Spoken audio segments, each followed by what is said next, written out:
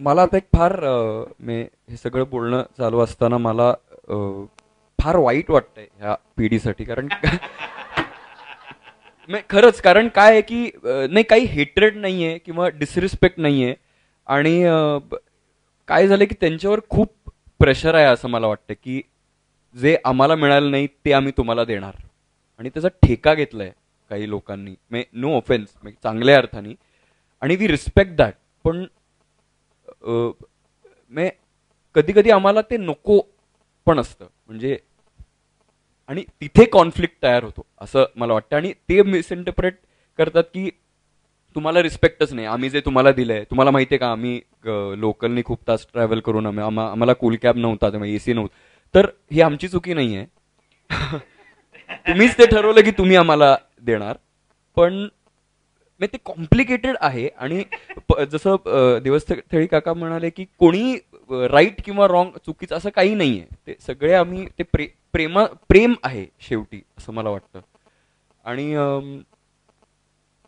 If you love someone set them free हे जे आहे ते का सेट देम फ्री नाही करू शकत की ते प्रेम करतो आपण आणि आपण काही एक्सपिरियन्स करतो आयुष्यात आणि असं वाटतं की भीती वाटते की त्याला काही होऊ नये बाबा पण कधी कधी पडू दे त्या मुलाला मगच त्याला कळेल की कसं मी उभं राहू शकतो आणि हे परत सांगणं हे गरजेचंच आहे आणि ते कसं सांगायचं कारण आता भाषा लँग्वेज सगळंच बदललेलं आहे तर it's not disrespectful for us आम्ही एकमेकांना सुद्धा अतिशय स्ट्रीट फॉरवर्ड हेडस्ट्रॉंग उत्तरं देत असतो आणि त्यांची सवय त्या भाषेची सवय यांना करून घ्यावी लागते दरवेळेला आणि यांचं कौतुक आहे खरंच म्हणजे मला तरी आत्ता असं वाटतंय कुटुंब नावाची जी गोष्ट आहे ती फार एका अर्थाने म्हणजे अशी इल्युजन आहे, ती फसवी गोष्ट आहे, कारण असं काही अस्तित्वात नाही मुळामध्ये. आणि आपण म्हणजे मी आता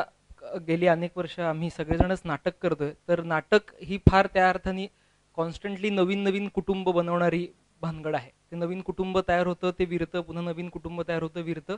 आणि त्याचबरोबर आत्ताच्या काळामध्ये सुद्धा आपण ज्या वेगाने कॉम्प्युटर इंटरनेट वापरतो तर कॉन्स्टंटली नवीन कुटुंब तयार होत असतात. त्यामुळे कुटुंब नावाची संकल्पना रिडिफाईन करणं ही फार गरज आहे. त्यामुळे ते कुटुंब म्हणल्यानंतर हीच 13 माणसं आणि यांचंच कुटुंब बघा एवढं ते मर्यादित राहत नाही. या पलीकडे कुटुंब नावाच्या गोष्टीची फार व्याप्ती आहे आणि गोष्टी एकत्र येणं आणि तितक्याच वेगाने लांब फेकलं जाणं हा फिजिक्सचा नियम आहे. तसाच माणसांचा कुटुंबाचा प्रत्येकाचा तोच नियम आहे. माणसं कुठल्या तरी फोर्सनी एकत्र येतात आणि दूर जातात. तर एकत्र येण्याची दूर जाण्याची एकाच वेळेला गोष्ट आहे असंही मला त्यामुळे वाटतं. आणि तिसरी गोष्ट शहरी असण्याविषयी, ग्रामीण असण्याविषयी, तर कॉन्स्टंटली सर्वत्र आपण जे आहोत त्याच्याविषयी गिल्ट बाळगून अख्खा समाज लोढणं घेऊन चालला आहे अशी जी भावना तयार होते. तर मला काय वाटतं की शहरी असण्याविषयी किंवा आपल्या कुठल्याही आयडेंटिटीविषयी, बारीक असण्याविषयी, जाड असण्याविषयी अहमगंड किंवा न्यूनगंड दोन्ही असू नये. आणि आपल्याविषयी आणि तसंच शहरी असण्याविषयी सुद्धा न्यूनगंड असायचंही कारण नाही आणि अहमगंड असण्याचंही कारण नाही. त्यामुळे आपल्या सेन्सिबिलिटीतनं जे जाणवतं आहे ते थेटपणे मांडावं. आणि आपण जेव्हा पोटतिडकीनं एखादी गोष्ट आपल्या हातून मांडतो ती दुसऱ्यापर्यंत आतपर्यंत पोचते, कारण त्यातलं एक कॉमन भावनिक तत्व एक असावं असणार, कारण सगळी माणसं आहेत. तर या 3 गोष्टी मला वाटत होत्या. नाशिक सोडलंय, आता पुण्यात राहतीये आणि फिल्म आणि ह्या संदर्भातल्या कामांमुळे मुंबईत आता होत जाणारी जी काय ओळख आहे, तर ह्या शहरांच्या गोष्टी आणि कुटुंब म्हणजे नाशिक सोडताना फॉर्च्युनेटली माझ्या घरी म्हणजे माझ्या बाबांनी कधी असं ते पकडून ठेवणं किंवा जसं मृणालताई मागे म्हणली होती फिल्म संदर्भात की सगळ्यांनाच वाटतं की आमच्या मुलांनी मोठं व्हावं, पण ते आमच्या बरोबर राहून मग तुम्ही तुमची स्वप्न बघा किंवा पूर्ण करा वगैरे. सो फॉर्च्युनेटली ते माझ्या बाबतीत घडलं नाही म्हणून मी खूप म्हणजे मला छान वाटते की मला सोडता आलं, माझं घर माझं शहर सोडून मला इकडे येता आलं आणि वेगळा काहीतरी प्रवास सुरू करता आला. सो ते फिल्म मधले हे आम्ही चौघं जे कॅरेक्टर्स आहोत तगमगची, की फ्रीडम जे आहे की इंडिपेंडेंट माइंडेड जी चौघांची ही तगमग आहे, तर ही मला खूप जास्त रिलेट करता आली. कारण सचिनने ते इतकं आजच्या काळातलं लिहिलंय की आम्ही मुलं जशी असतो, आम्ही आमच्या आजूबाजूला असणारे आमचे मित्रमैत्रिणी हे इतके आजचे आणि कंटेम्पररी आहेत आणि तीच कॅरेक्टर्स या फिल्ममध्ये आहेत. त्यामुळे हे खूप रिलेट करता आलं आम्हाला सगळ्यांनाच, चौघांनाच. माझ्यासाठी हा खूपच एक्साइटिंग आणि फुलफिलिंग आणि सॅटिस्फाईंग असा अनुभव होता. कारण मी पर्सनल आयुष्यात असं नाही, पण एक वेगळ्या प्रकारचा तसा एक एक्सपिरियन्स माझा आहे. कारण की माझे आई वडील, भाऊ ही लोकही ह्याच क्षेत्रात काम करतात.